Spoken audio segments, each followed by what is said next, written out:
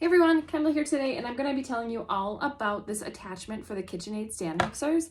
This is a stainless steel flex edge, and it's for beating like batters and whatnot in your stand mixers.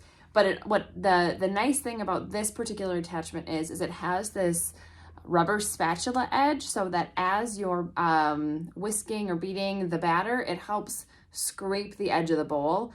I know that I run into that all the time where everything kind of gets hung up on the side and I have to push it down as it's mixing. But this sort of takes care of that for you because it'll scrape things right off the edge of the bowl. It also comes with this extra piece to go on. You can take this one off. You just spin this little piece of hardware to remove this one and you can wash it, and then you've got an extra one as well. A couple of things I'll tell you before I actually do a quick demo. This is set up just like your normal stand mixer attachment, so it'll go in the same way, and it's really high quality. It's a heavy duty stainless steel.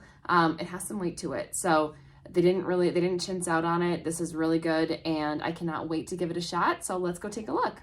All right, so I'm going to show you really quick how easily this goes on. You're going to take the attachment and hold it this way, push up, rotate, and then pull down, and this is what locks it in place. Okay, so I put the stand mixer back down and I locked it in place. It is now plugged in, and we're going to turn it on. You can hear the rubber spatula hitting the side of the bowl, and that's what's going to make sure the cookie batter comes off the bowl.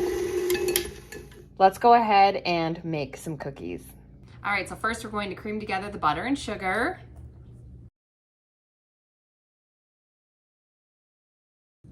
And I'm going to use this attachment for the entire thing because I think this is going to come in extra handy every step in the process so that the batter doesn't stick to the sides of the bowl as I am making it. I'm just tightening up these attachments to make sure it's on here really well. Making sure this is on good, all set. All right, so we're going to cream together the butter and sugar.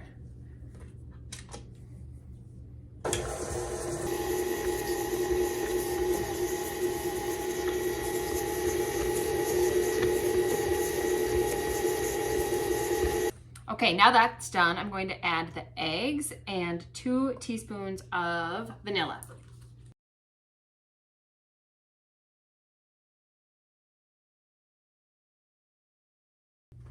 All right, let's mix this up.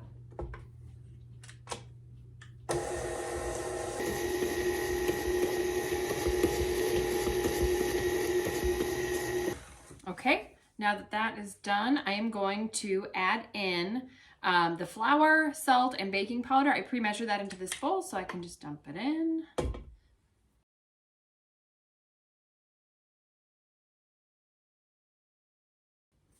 I have to say, I am so impressed that I haven't had to scrape the sides of the bowl yet.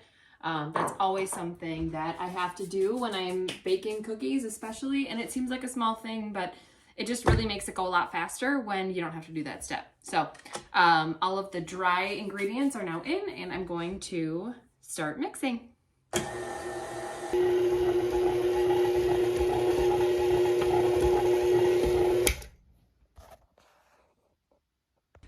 Okay, I've got half of the dough out here. I'm gonna roll this out, and then I'm gonna do the other half of the dough.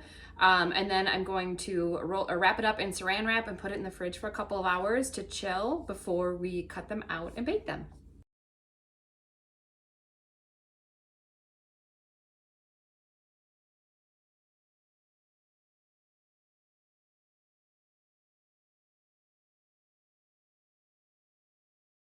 All right, so I have taken the dough out of the fridge and I used cookie cutters to make little gingerbread and gingerbread men and Christmas trees.